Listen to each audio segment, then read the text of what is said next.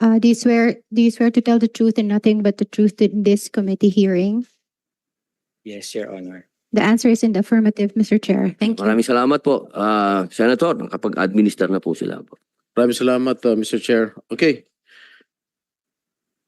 Ano trabaho nyo ngayon? Ngayon po wala po dahil naka-preventive suspension po kami, Your Honor. Okay, bukod sa GMA 7, meron pa ba kayong ibang pinagtatrabuhan? Sa ngayon po wala. Before?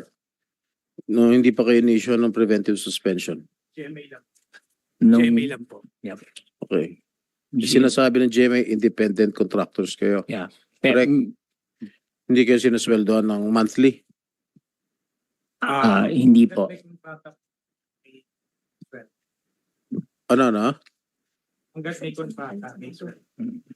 Hanggat may kontrata, may sweldo. Ibig sabihin per project. Yes. So pag meron kayong isang teleserye na 6 na buwan tatagal, 6 na buwan lang sweldo niya. Am I correct? Pag sa director po. As a Pag director, ganun. director ka ba ano? Sino bang director? Sa ngayon po nagdidirect po ako. Ikaw. Opo. Ikaw, Your Honor. Richard. Consultant, scriptwriter, creative consultant. Scriptwriter ka. Hmm.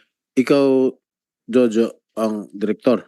Opo. So ano yung mga dinidirect mo ng mga projects sa GMA? Meron po akong bago pong lahat nangyari to. Meron po ako bagong director lang po ako na pinag-direct ng network. Dati po consultant din po ako, drama consultant. Tapos nalipat po ako sa posisyon na director. So, So- nagdidirect po ako ng teleserye na panghapon. Gaano na kayo katagal nagtatrabaho sa GMA? Ako po, 24 years po. Doon sa 24 years na yun, hindi kayo nagtrabaho sa halimbawa sa ABS-CBN, sa TV5. Nag-ABS-CBN po ako from 1996 to 2000. Then 2000 to 2024 po sa GMA. Nag-stick ka na sa GMA? Yes po. What about you, Direk? Nakapag-work din po ako sa ABS mga early 2000s. Tapos nag-ABC5 po ako, tapos TV5, tapos nakapag-MZ din po.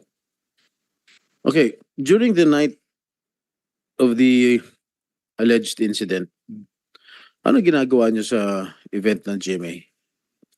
Nag-attend po kami ng GMA gala, Your Honor. That was GMA sponsored. Yes po, Your Honor. Kayo ba ay naimbitahan dito? Yes po, Your Honor. Meron po kaming formal invitation. Anong oras natapos yung event? Around midnight po, Your Honor. Ha? Around or close to midnight po, Your Honor. Close to midnight. Opo.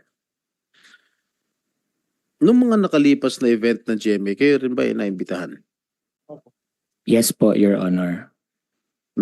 Nag-book din ba kayo ng hotel room? Hindi po, Your Honor. Bakit? Usually po pag GMA gala, Your Honor, fully booked po yung mga hotels doon sa area. Mahirap Kaya po nung gabing yon, saan kayo saan ba ginawa yung gala? sa Pati Marriott pronounce it, Hotel Gala, po. gala, oh. Sa Marriott Hotel po, Marriott. Your Where Honor. were you billeted? In Belmont Hotel po, Your Honor. So, magkalapit. lang magkalapit. po. Yes po, Pwede Your Honor. kang lumakad. Opo, Your Honor. So, nag-book kayo ng hotel dun sa, ano yan? Sa Belmont po, Belmont. Your Honor. Opo. Saan yung event? Sa Marriott po, Your Marriott. Honor. Sino nagbayad dun sa Belmont? Ako po. Hindi sponsored ng GMA. Hindi po. Di ba lahat ng mga artista, lahat ng mga konektado sa GMA, di ba ni-sponsoran ng Hindi po, automatic hindi na yun na sagot ng GMA 7? Opo. So kayo, Lahat po ng consultants, yung mga creative, nag-book kami sa Belmont. okay, diretsuin ko na kayo ha. But before I ask you direct questions, bakit hindi kayo sumipot last hearing? Meron po kaming prepared statement. Pwede po ba namin basahin? Meron po kaming prepared na statement regarding that. Pwede po namin basahin, Your Honor. Sige. I forgot to give you a chance to give your opinion. Thank you, Your Honor. Go ahead. Thank you. po. Mm-mm. To the Honorable Chairman of the Senate Committee on Public Information and Mass Media, Honorable Senator Robin Padilla, to all the senators present today, especially Senator Jinggoy Ejercito Estrada, President Pro Tempore. To all the resource persons and friends from the press, magandang tanghali po sa inyong lahat. Bago po ang lahat, ay nais po naming humingi ng paumanhin sa hindi namin pagdalo sa nakaraang pagdinig. Inaamin po namin na natakot po kami na masubject sa media circus at premature trial. Gayun din po, natakot din po kami na baka malabag po namin ang confidentiality ng investigasyon na isinasagawa ng NBI nang nagsimula na ang mga panahong yon at nagpapatuloy pa rin sa ngayon. Nasabihan po kasi kami na bawal po na ilabas ang lahat ng mga counter allegations at ebidensya namin sa publiko dahil ayon sa NBI kahit ang alegasyon ng di umano'y biktima ay hindi pa rin nila maaring ilabas dahil subject pa ito sa validation ng kanilang ahensya. Lahat pa raw po ng hawak ng NBI hindi pa ebidensya hanggat hindi pa naipapasa sa piskalya. Subalit matapos po naming mapanood ang nakaraang pagdinig ay nakita po namin na hindi mangyayari ang aming kinakatakutan dahil sinabi at siniguro naman po ng kagalang-galang nating Chairman Senator Robin Padilla na hindi magiging korte ang Senado. Kaya humihingi rin po kami ng patawad sa kagalang-galang natin na Senador Jinggoy Estrada kung naunahan po kami ng takot, kaba at pangamba. Opo, kami po ang independent contractors ng GMA Network na tinutukoy sa mga online post na kumalat noong mga nakaraang araw. Subalit, hindi po kami gumawa ng kahit anong sexual harassment or abuse laban kay Sandro Mulak. Sa pagkakataong ito, sa harap ng iyong lahat, mariing tinatanggi po namin ang lahat ng mapanirang akusasyon na ito laban sa amin. Kami po ay hindi executives ng GMA Network tulad ng mga lumalabas. Daliwas sa sinasabi sa online, wala po kaming kapangyarihan or impluensya sa network, lalong-lalo na sa mga artista nito. Sinabi naman po ng GMA na hindi kami regular employee ng network. Alam po namin na konting pagkakamali lamang na nagawa namin sa production ay maaaring ma-terminate ang aming kontrata at mawalan kami ng trabaho. Subalit, tumagal kami sa telebisyon ng more or less 30 years. At bago ang pangyayaring ito, ay malawak ang naging kontribusyon namin sa industriya sa telebisyon sa pamamagitan na naiambag namin mga award-winning at top-rating television shows and teleseries.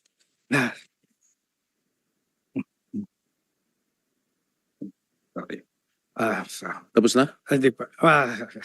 Maganda po ang takbo ng aming karera. Sir Richard, tubig po. May tubig po kayo sa tabi po, ha? Opo. Opo. Mahaba ba yung ano? Ikaw ba Dali lang sulat? po. Scriptwriter ka? Baka mahaba yan. Hindi po. Maganda po ang takbo ng aming karera. Maitatanong niyo po kami sa aming mga nakatrabaho at masasabi naman po namin na iginagalang kami at naging malinis po ang reputasyon namin sa aming mga naging employer at nakatrabaho sa loob ng 30 taon. Sa tinagal-dagal namin sa industriya, wala po kahit na isang reklamo, sexual man or anuman, ang nag-file sa amin. Kaya hindi po namin sisirain ang iniingatan naming pangalan at karera at reputasyon para makapag-abuso o harass ng isang tao. Lalo na po na alam namin na anak ng sikat na artista at maimpluwensyang pamilya. Ano ba naman po ang laban naming mga ordinaryong manggagawa lamang laban sa kanila? Hindi naman po namin itinatangging bakla kami, sa katunayan ang pagiging bakla namin ang isa sa mga dahilan kaya kami naging creative, artistic at nagkaroon ng skills na kailangan sa industriya. Buong buhay namin, ginamit namin ang pagiging bakla namin sa maayos na paraan para maitaguyod ang aming mga pamilya. Kaya napakasakit sa amin at sa aming pamilya na mabasa ang aming mga pangalan online na may caption na bakla at kung ano-anong masasakit at mapanirang puri na bansag at descriptions. Bakla po kami, oo, pero hindi kami mga abuser. Bakla kami, oo, pero hindi kami gumagawa ng masama sa kapwa. Bakla kami, oo, at may takot po kami sa Diyos. Sa huli kami rin po ay humihiling ng hustisya, mabigyan sana ng hustisya ang malisyosong pagbibintang sa amin. Kaya po naming mapatunayan sa piskalya o korte na wala kaming kasalanan. Hintayin lang po sana natin ang proseso, ang due process. Habang hinihintay po yan, humihiling po kami sa sambayanan na wag niyo po muna kaming husgahan. Iba ko na parang mga convicted na criminals. Kay Sandro, wala kaming ginawang masama sa iyo at alam mo yan sa puso mo. Hindi pa huli ang lahat. Magsabi ng totoo sa lahat ng mga sumusuporta sa amin. Lalo na ang mga nakatrabaho namin sa industriya na dahil kilala kami ay hindi naniniwala na magagawa namin ito. At sa lahat ng mga netizens na nagsasabi na ikaso muna at huwag kami i-publicity trial, maraming salamat po. Napakalaking bagay sa amin sa panahong ito ang ganyang mga mensahe. Maraming salamat din po sa komite, sa inyo, Senators Padilla at Senators Estrada, sa pagbibigay sa amin ng pagkakataon na magsalita, at maraming salamat po at magandang tanghali po sa inyo. Thank you, Maraming salamat po. Direk Jojo. Okay, basta dito sa Senado, pantay-pantay lang ang tingin namin. Okay, we are gender sensitive here. Okay. Thank you po, Your Honor. Pag membro ng LGBT, okay lang yan. Choice yan. Basta kami pantay-pantay lang tingin namin sa inyo lahat. Alright? Salamat po, Your Honor. Okay, sa opening statements ninyo, you deny all allegations that has been brought against you. Yes po, Your Honor. Both of you. Would you know kung ba't nagkaroon ng ganitong kabigat na reklamo sa inyo? Bakit nagre-reklamo Sandro na yung tatay ni Sandro, bakit nagre-reklamo ng gano'n? Hindi po talaga namin alam, Your Honor. At kanina sabi ni Mr. Mulak na nag-meet kayo sa bahay ni Attorney Annette Gozon, ang Vice President ng GMA7, na nag-apologize kayo. What did you apologize for? Your Honor, ang sabi po namin kay Ninyo, we're very, very sorry, pero wala po kaming ginawang masama sa anak niya. You're very sorry for what? What did you apologize? We did not apologize po. Ang context po is sorry, pero wala po kaming ginawang masama sa anak niyo. No, why? Kung wala kayong that ginawa, was sandali clear. lang. Kung wala kayong ginawang masama, ba't ka magsasorry? Ang context po kasi yung parang sorry, pero wala po kaming ginawang masama sa anak niyo. Hindi, medyo nagugulan ako, medyo may pagka-weirdo. Yun po yung buong sentence namin. Sorry, Robin, ha? Hindi, ganito lang, sorry, Robin. Ba't ako magsasorry sa'yo? Ano ginawa ko, di ba? Kasi buong sentence po siya, hindi lang po siya sorry. So, sorry po, pero wala po kaming ginawang masama sa anak niyo. Hindi nyo, pwede bang, kung meron kayo idadagdag doon sa sinabi, why did he apologize? For what? No. Senator Jinggoy, ito po sinasabi ko ay talagang umiiyak sila nung nag-sorry sila. They were crying, both of them. And they even offered to donate a certain amount to a charitable institution of my choice. Para lang masettle yung Is it true? Ang sagot ko po sa kanila, ako, tao lang ako. Diyos nga marunong magpatawad. Kaya ko kayong patawarin. Pero kailangan pagbayaran niyo yung ginawa niyo. Is it true that you were offering something sa charitable institution? Is it true? No po, Your Honor, kasi that would be very insulting po. Huh? No po, Your Honor. Oh, they are denying it, Mr. Mulak. Senator Jinggoy, Ms. Annette Gozon was present during the incident. Okay. I had an investigation of my own. I will ask both of you. Okay. The gala was held at Marriott Hotel. Correct. Yes, Your Honor. Both of you, Jojo Nones and Richard Dedo, Dode, ha? Dode, hindi Dede, ah. Are billeted at Belmont, which is a walking distance from Marriott Hotel. Correct. Yes po, Your Honor. Jojo texted Sandro if he can come over to the room. I did not text that po, Your Honor. In fact Did you po, have the copy of the text messages? Kasi dinilit mo lahat, nasa may telepono ko. Dinilit mo lahat yung mga messages eh. You have a copy of the text messages?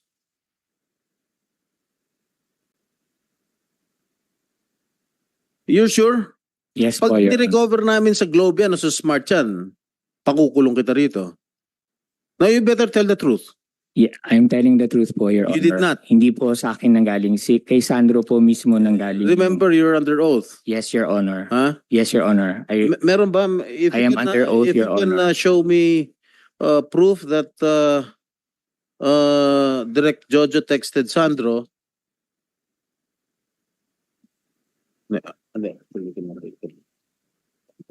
All right. And then, Your Honor, yes. siya po yung mismo nagsabi na andyan pa ba kayo, sir? Wait lang. Yeah. We'll go to that. Yes, Your Honor. Okay. Allegedly you texted Sandro if you can come over to the room with you. Deny. Yeah, maganda yan Yes, kasi Your Atty. Honor. Kapunan, magaling na abogada yan. Huh? Yeah, but apparently Sandro asked if who was with you. Nag-text back si Sandro. At ang reply mo, just me. Okay? Sandro never replied. Okay? Wait lang. Sandro never replied, ha? Ako, base sa investigasyon ko lang to. Kaya syempre, natakot. Sinabi, just me. Di ba? After a while, you texted again and told Sandro, the context of your text was joke. At sinabi mo, you were in the company of some of the creatives. Yes or no? Ang eksaktong Yes or no? ang eksaktong text ko po, Your Honor, I'm with Drama Peeps but we're wrapping up na. Yes. But you texted him joke, correct? Well, yes, Your Honor. Kasi nung una, nung just me po, kasi natutulog na po sa tabi ko si Dode. And then, Then just me, Sandro did not reply. And then when Yes, you po. replied joke, I was with some of the creatives. Mismo yung mga tao sa creatives. yes po, but creative I department. also said po, Correct? yes po, Your Honor. But I also said po, Your Honor, we're wrapping up na. Kasi I didn't want him to think po that Okay. anything about Okay. the just me text. After which, Sandro obliged to the invitation of Jojo. At doon nag-text si Sandro na pwede ba dumaan dyan? Sino-sino pa kayo nandyan? Yun yung lumalabas sa social media na hindi naman kinover kung ano yung prior conversation. Correct? Your Honor, wala pong invitation, wala pong direct invitation from me, from myself. Siya po yung nagsabi na pwede pa ba akong dyan, Kaya sir? nga. Kasi prior to that, inibitahan mo nga eh. Huwag ka na mag-deny, inibitahan mo na nga to come over your room. Hindi po, Your Tapos Honor. sinabi mo, tinanong nga ni Sandro, sino nandyan? At sinabi mo, me only, ako lang. Tapos biglang sinabi, hindi na nag-reply, sinabi mo, joke. I am with some creatives. Your Honor, may we request for an executive session po so we can clarify things. No, wala pa naman, there's nothing sensitive here.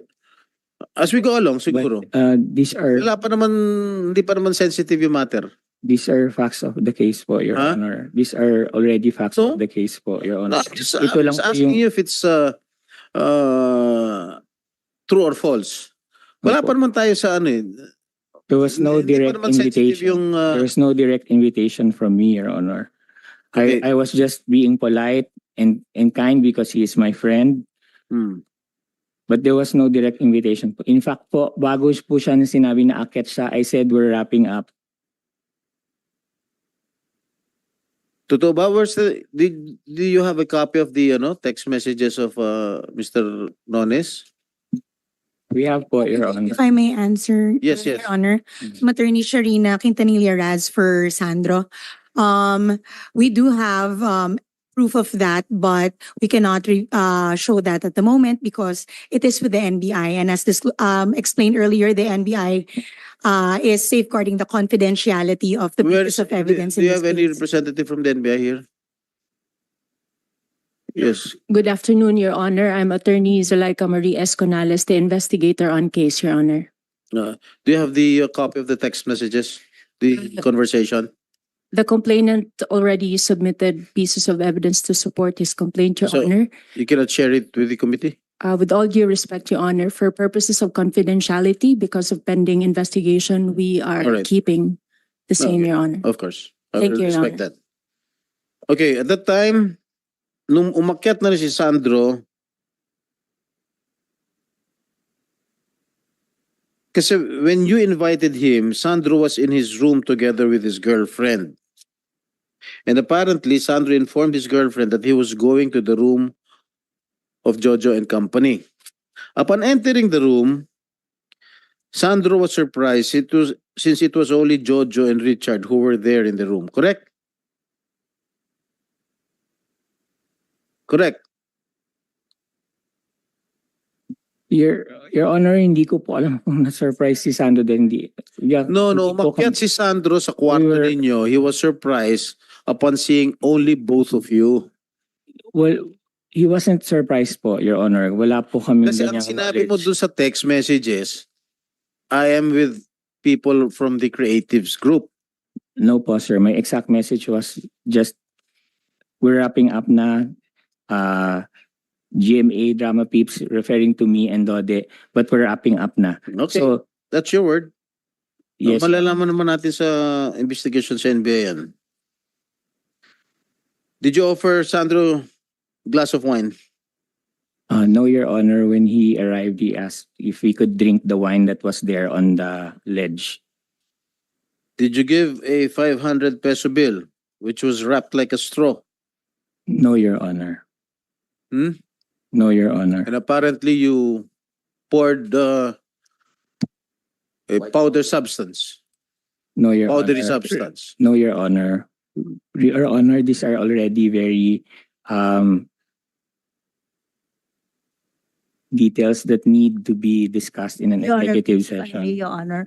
I think, Your Honor, these matters are part of the allegations of the complainant, Your Honor, which are now under validation of the NBI, Your Honor. In fact, Your Honor, we were also advised by the NBI with regard to that the own allegations of Mr. Sandro Mulak, Your Honor, Mr. Chair, are still under validation, even this allegation of the 500 peso bill and the alleged substance, Your Honor. So I don't know if the NBI would allow us to answer that questions, considering that the NBI also asked us not to disclose anything, even our counter allegations with respect to these matters, Your Honor. You were requesting for an executive session. Am I correct? Yes, Your Honor. Okay, Mr. Chair, I move that we hold this in an executive session right now. Meron po tayong motion na tayo po ay mag-executive session. Pakikiusapan lang po natin na maiwan lang po dito yung mga concern. Yung iba po, pwede muna pong lumabas. Marami pong salamat.